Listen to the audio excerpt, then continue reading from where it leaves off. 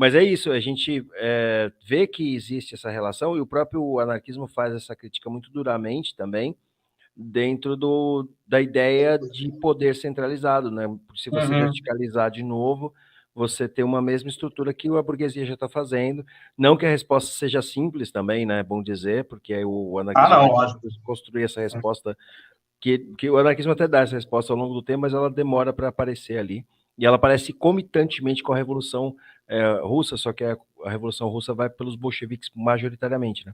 Mas aí a gente também tem esse problema, aconteceu mesmo isso, a gente tem todo um debate quanto à questão do Trotsky e do Stalin, justamente, então, assim, realmente o Freud aponta um fator que faz sentido mesmo, né?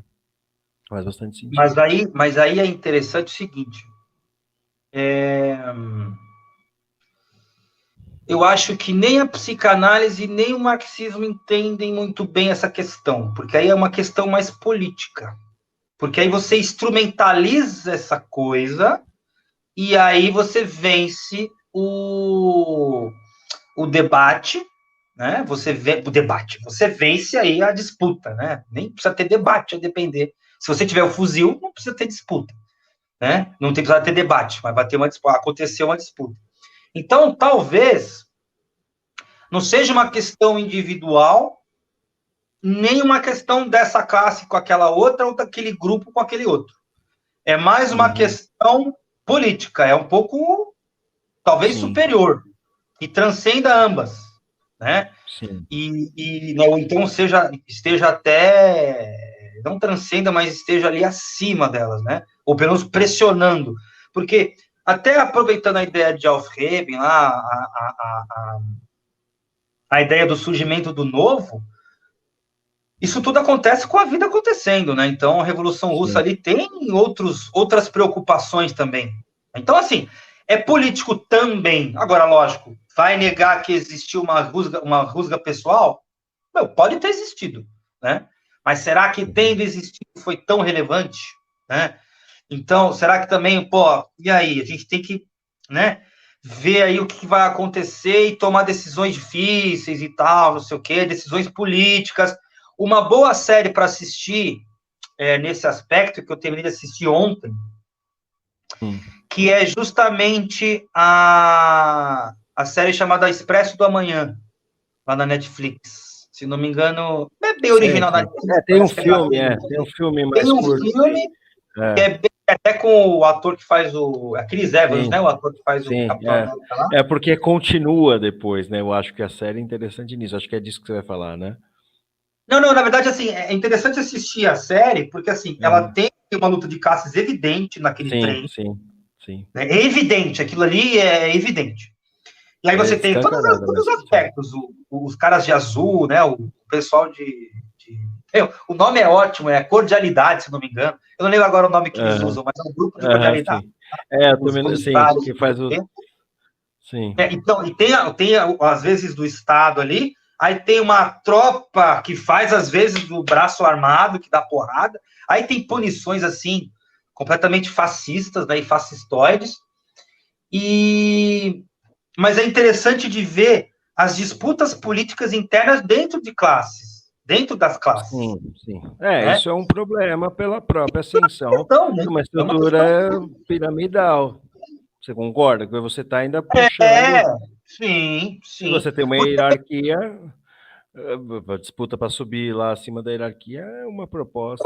Qual caminho vamos tomar? Vamos pegar o trilho A, no caso aí é trilho mesmo, né? Porque é uma questão de trem ali, que é interessantíssimo. É um trem que fica dando a volta no mundo, no gelo. É legal também. Tem essa questão. Isso tem uma certa metáfora nisso mesmo. Tem. Não, eu lembro do Walter Benjamin, né? Porque o Walter Benjamin fala que a humanidade está seguindo um trilho para cair, né, de um abismo no final, só que a revolução é puxar o freio de mão um pouco, né? Eu acho eu acho que a análise socialista mais aterradora é a do Walter Benjamin, assim, com relação à espécie humana, a revolução é para salvar a gente um pouquinho mais, porque a gente vai para o saco como espécie, mas para segurar um pouco, é isso que ele está falando, para impedir um pouco da gente morrer antes, a gente tem que fazer revoluções. Né? É muito louco esse comentário dele. E eu acho que esse trem faz muito metáfora, porque a humanidade está caminhando junta, mas um está caminhando na caldeira e o outro está lá na primeira classe, né? Então, acho que tem esse aspecto também, né? E dando volta, né, cara? Você falou, tipo, dando volta, sem parar, e fica né? 3 meses, só No fica nada. Então, dando volta no nada, cara. É um negócio, assim, você parar para pensar o que eles... Eu vejo muita simbologia nesses aspectos.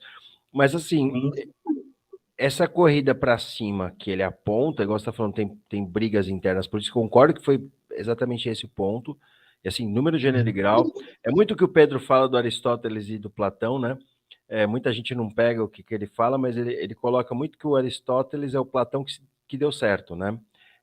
O resumo da ópera é essa. Por isso que ele meio que protege tanto o Platão, às vezes, assim, mais do que o Aristóteles, porque o pessoal não pega isso, meio que santifica o Aristóteles e o cara foi lá e criou um Alexandre o Grande, tem todo um rolê.